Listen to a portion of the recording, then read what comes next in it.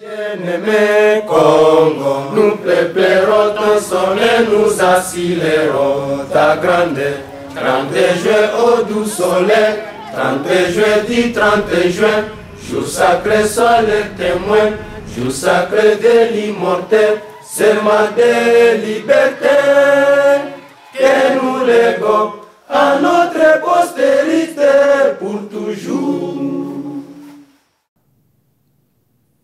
IBM, as we call it, is the abbreviation of International Berean Ministries. And our mission is to reach the people of Africa with the good news of Jesus Christ and train them to meet their own physical, emotional, and spiritual needs.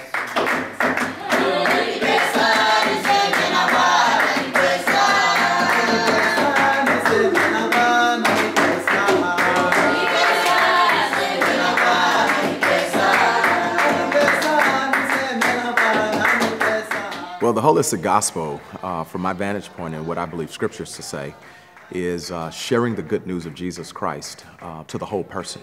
Not only the soul of the person, but the physical, the emotional, the mental transformation of the entire person. Our main purpose in the Congo is to train people, to evangelize people, so that people will come to know who Jesus is. And we believe once they know who Jesus is, they can then begin to fulfill all the potentials that God has given them. And we encourage them to train others, so passing down the training that they've received. So really discipleship. Now, the families and the children that IBM is serving through the schools and things like that, I mean, these are very at-risk families. These are at-risk children who otherwise probably would have no means to an education or a way out of poverty. I think one of the biggest needs is education.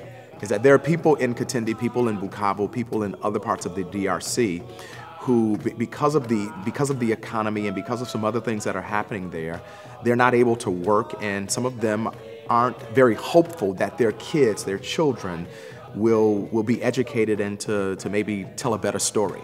And so education is huge, and so if parents can get, to provide education for their children, I think that gives them hope through their children. When you see the faces of individuals, when you see lives transformed, when you see a smile as wide as a building on the face of a young little Congolese guy that has a book and a pencil for the first time in his life, how do you put a price on that?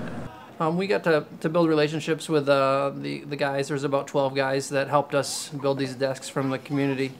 And so we got to build relationships with them and play Frisbee with them at the end of the day, or the kids that were around. And so that was really cool. The school principal was just so grateful for all the work, and going from the bamboo seats, then the work that they did on their laps, to actually having someplace to sit down and store books and whatnot.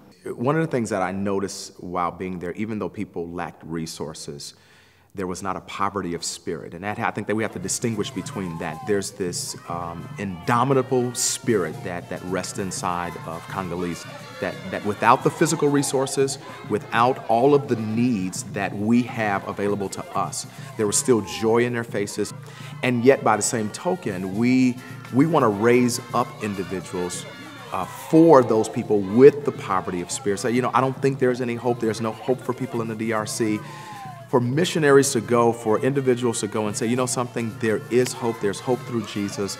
Not only is there hope through Jesus, but we've brought education. We're helping to create jobs. We're helping to share the gospel. We're training you so you can go into, other parts of the DRC to share the gospel. One just amazing story is that we got put a bed sheet up in the middle of the town square one day, or one evening.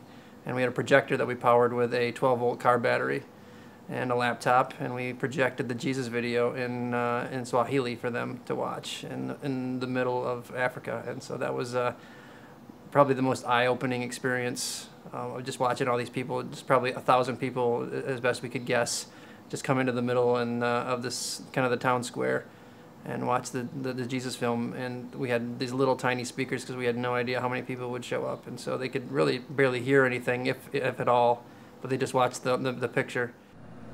When asked what was the greatest commandment, the Lord Jesus said, love God extravagantly. And do it with your mind and with your soul and with your heart and with your strength, with every fiber of your being. And then surprisingly, he said, and do the same for others. Why should people be concerned about what's going on in Congo? It is because of human suffering that the people of Congo have gone through. And people's concern can then possibly bring relief to the people that have gone through this horrendous period of suffering. If you have a skill, if you have some level of expertise that can help, whether it's teaching, whether it's masonry, whether it's carpentry, there are going to be trips in the future where you get an opportunity to not only go and help build something, but I think this is the key, is to go and help teach people how to build.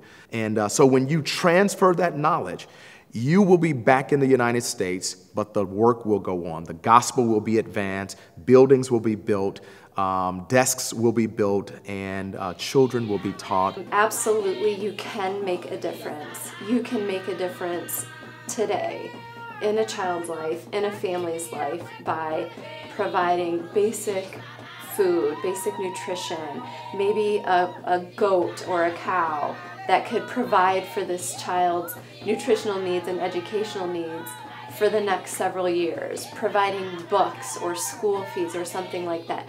Praying for this ministry, praying for Pastor Kazumbo, both senior and junior. The teachers there often go months without getting their salary.